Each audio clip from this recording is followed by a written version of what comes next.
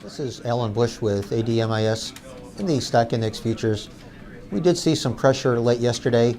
This after the minutes of the July 30th through 31st FOMC meeting indicated still that the Fed is likely to taper their quantitative easing program at their September meeting. At least that was the general feeling. So it looks like the taper is on, and that caused stock index futures to close on the weak side. However, better prices today. We did get some overnight economic data from Europe and China that was stronger than anticipated. So that helping stock index futures this morning.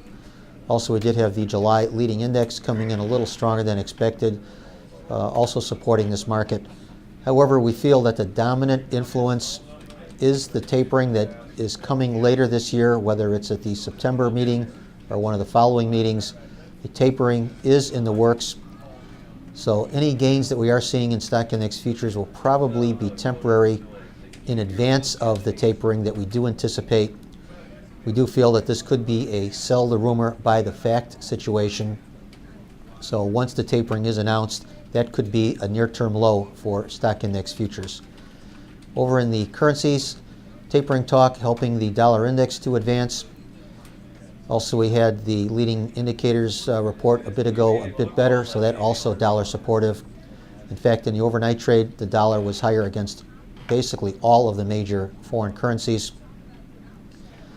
Pressure developing in the Canadian dollar, this after Canadian retail sales in June coming in weaker than anticipated, and lower prices earlier in the Australian dollar as this market continues to fall on basically old news that we saw earlier in the week.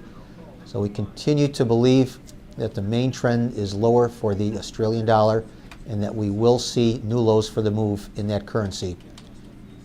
Over in the interest rate markets, also seeing a new 2-year low in the overnight trade.